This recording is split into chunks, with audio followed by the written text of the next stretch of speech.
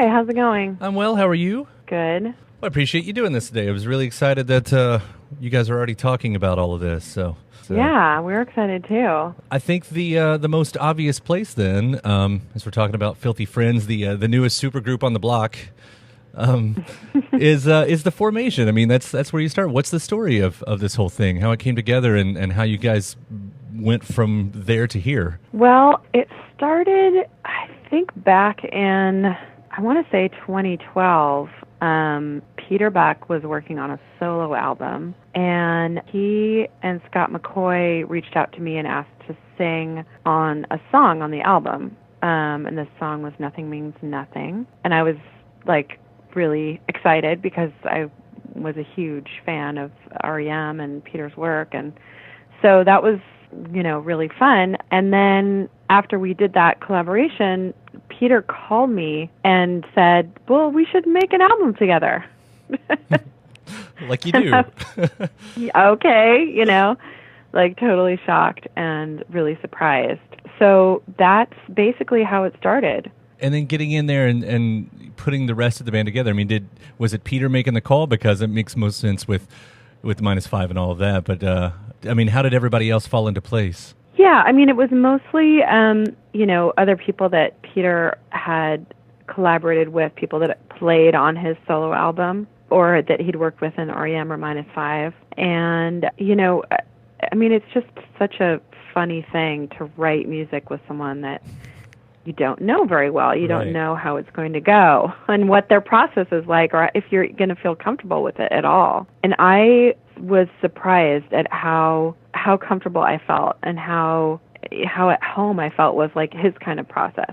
Some people are really like uptight or they have a certain way of they want to do things, and he's totally the opposite. Like he's really open to all kinds of all different avenues of songwriting, which I really enjoy. Is this the first time it was like this for you in this scenario? Because as I look back, your bands have always been your bands or the bands that, you had some leadership in and everything. And is this the first time where you kind of fell in with a completely different group of people and had to find that groove, that communication? Yes, for sure. They've all worked together quite a lot, and I was a new kid on the block. That's really challenging. And I have to say, I was pretty quiet, like just trying to figure everyone out for a while.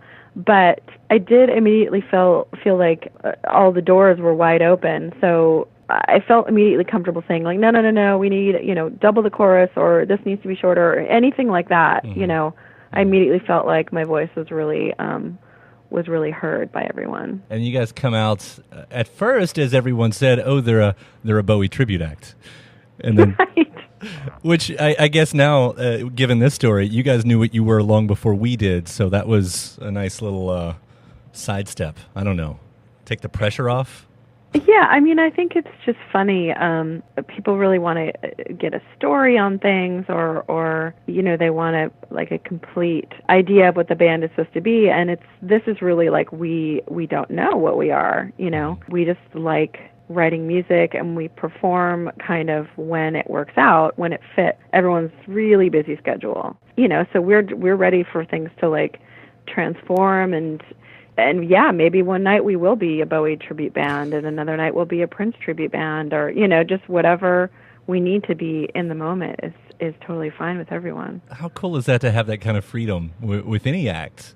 Yeah. Especially when, I think you could do that with any band that you're in, but everyone does have certain expectations when you step out there with Sleater-Kinney or I guess even the Corin Tucker band, but to have something where it really is just completely free-flowing from the very beginning, like how often you could surprise everybody with whatever. Yeah, that's something that is really special about, finding people that are really open to collaborate with and, aren't uptight about what's going to happen on stage. They're just ready for what unfolds. Well, let's talk about a few of the songs that is out there that I've heard. Of course, the newest single, With Any Kind of Crowd, which just stopped me as soon as I heard it. Like, it's you, and it's definitely you. And then I thought, and I don't think she's ever sounded like Chrissie Hynde before, but there's something almost pretenders-y about this, and I don't. It's something the way you're phrasing it, and the melody and the delivery. Wow, that's an awesome compliment. I mean, of course, I'm a huge fan, so that's awesome. It's in there. What's the story of that song, if there is a story? I think that, I mean, Peter just comes up with these guitar riffs that just floor me, right? Mm-hmm. Like, he played that for me, and I was like, whoa! But, like, I have to sort of play it cool a little bit and be like, okay, yeah, I'll come up with something. And sometimes it takes me a while to go away for a couple of days and think of, what kind of is the setting for this song. And in my mind, like, this party, just like popped in my mind. And, it was about like meeting someone at a party and kind of like the very beginning of what might be a relationship, just that feeling of like butterflies in your stomach. And so I kind of go on instinct and feeling and writing and singing how I might have felt at that moment, I guess.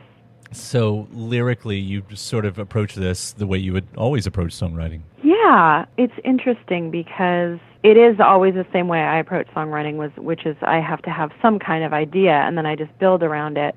But I think that the guitar is so, to me, like, sometimes it's just really evocative, all this, the kind of jangly string thing that Peter does, like, really those, it brings out a lot of emotions for me because I've been a fan of it, for most of my life. And so these like images kind of pop in my mind, and then I kind of write from there. You guys coming out as part of that 30 songs, 30 days series, it's sort of a big statement now that we look at it as that was your debut, or whatever you want to say, the official uncovering.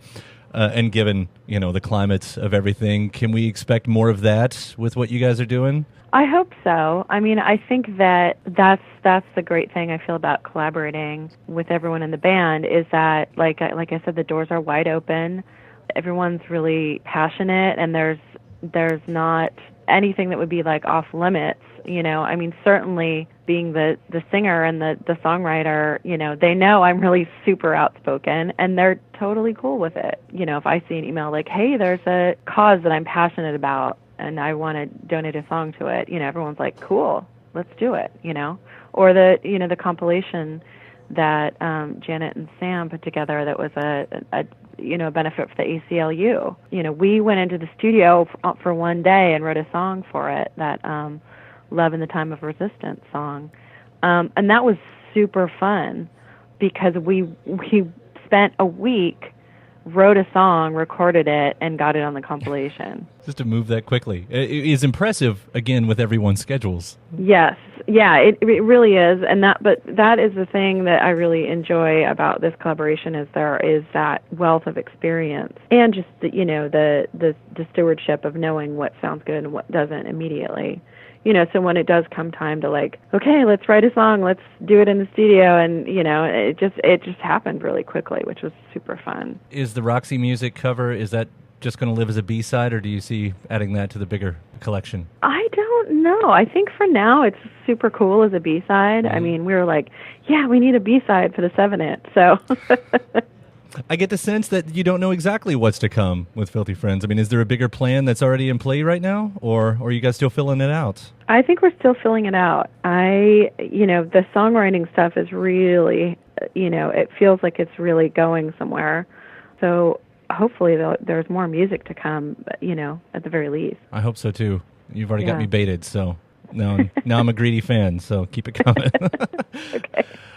With the rest of the stuff, I guess I wouldn't be doing my job without asking about your other groups with Slater, with the Corin Tucker Band. Is there any future plans this year with any of that? Right now, we're kind of in the writing phase. So, we're slowly kind of pulling some things together. Awesome. All right. Well, we'll be watching and listening. Thank you so much. Well, thank you so much. It's always a pleasure to talk to you. You too. All right. Take care. Bye. All right. Bye.